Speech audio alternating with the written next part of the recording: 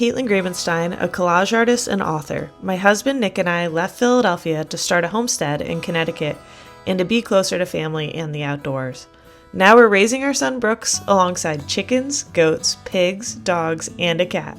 Our goal is to open a farm stand to sell my art and our farm goods, with a bigger goal of one day opening a store. Welcome to Crying Wolf Homestead.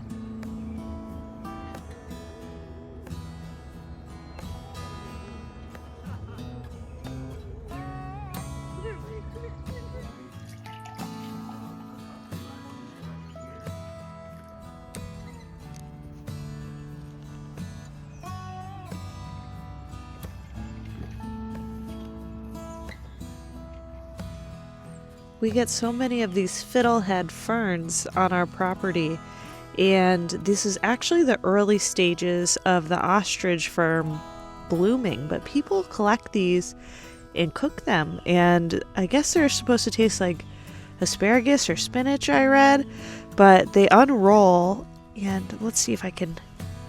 They end up unrolling and they bloom into these beautiful ferns with a lot of little leaves. It is the coolest thing, but I've never tried eating one.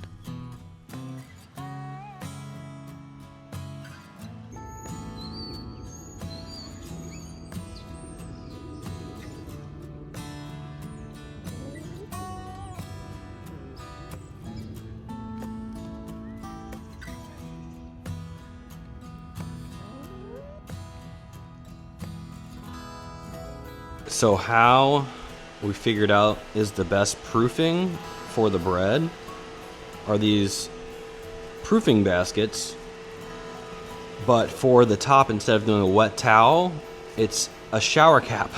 You can get like a dozen for $1, and they're great. They have a great seal and keep all the moisture in, and you don't have to worry about, pulling and ripping, and you can kind of tent it so you get even more expansion during your proof.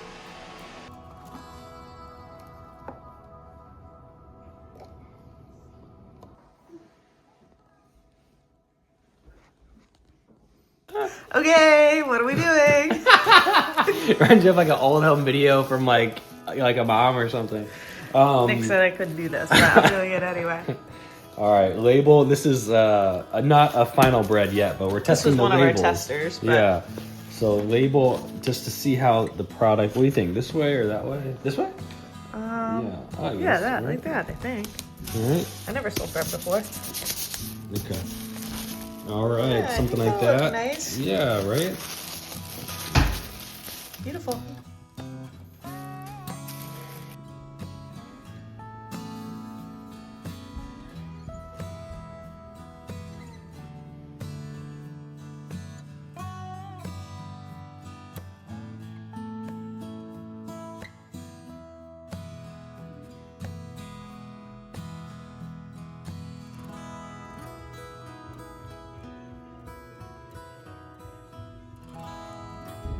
Okay, because Nick is my best friend and the best husband, he just told me, I got Brooks, you go fishing. The sun is just coming up. I think it'll be a really good time for fishing. I've never caught anything on a lure, and I'm gonna try this Rebel lure that everyone tells me about. It's a crawfish, so I'm just gonna try it. I get a little mom time to go fishing. Okay, this is the setup I have. It's actually a collapsible rod, which is so neat. I got this last year and it's so easy to throw into the car. I love this, and this is the Rebel crawfish lure.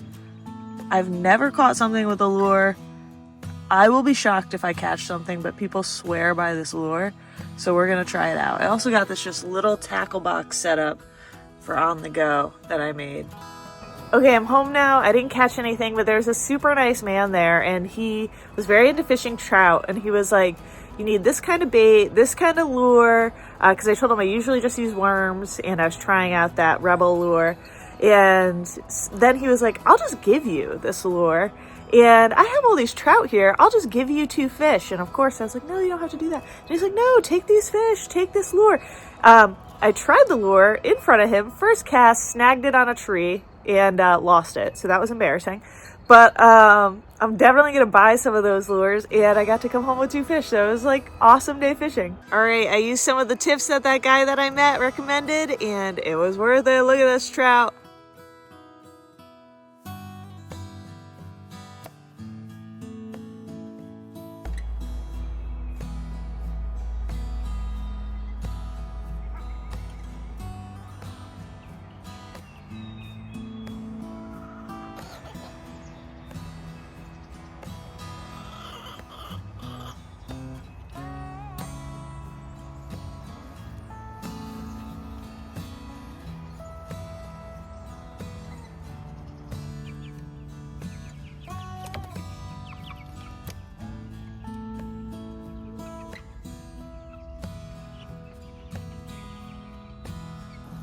A couple episodes ago, we put up this electric fence with the hope of the chickens and the goats clearing out this overgrown area.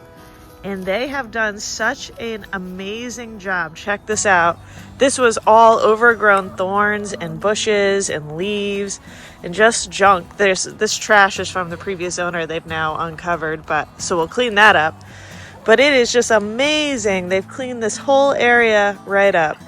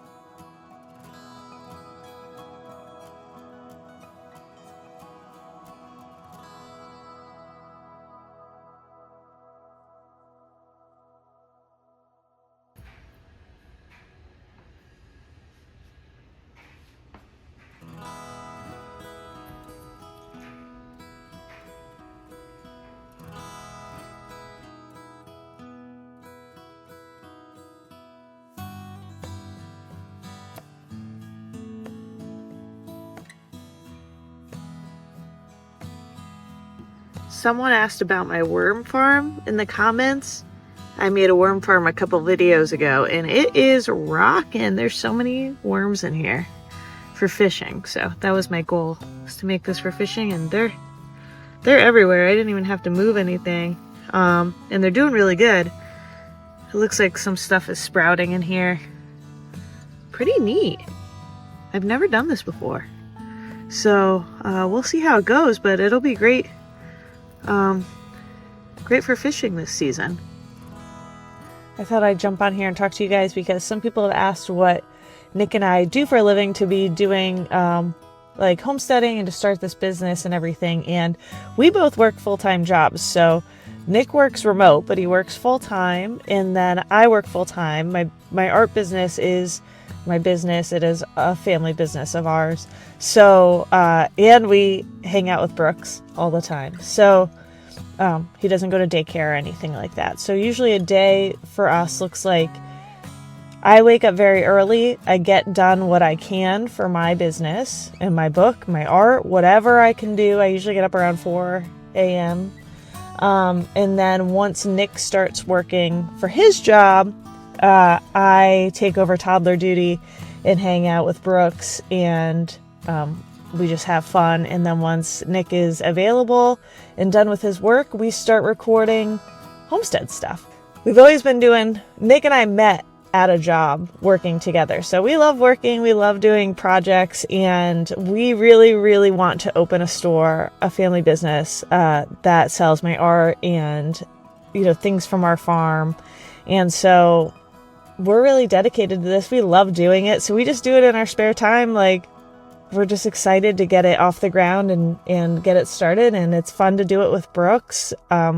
We think that starting a family business will teach him a lot about learning to work with people and selling products and, being in the marketplace. I have a lot of experience with that, just with my art and selling that for the last, 9 years. How long have I been in business? I've been in business for 7 years, so totally independently myself for 7 years. We just think it'll serve our community, we hope. Bring maybe a place where people can, hang out. We used to do Band-Aid shows, and we had this real sense of community, people coming to the shows and stuff, and we want to build that again. And this time around, our passion of the outdoors and obviously my art. So that's what we're doing. But we work full time, and we just make it up as we go. We keep grinding, So we love it, and we get to hang out with baby Brooks, and we're grateful for that. I'm so grateful for that my art, people like it enough that I'm able to do that. So that's our day today. One day, maybe we'll be working only at the store that we open, but we'll see, It's a fun journey. We get to have fun together as a family every day.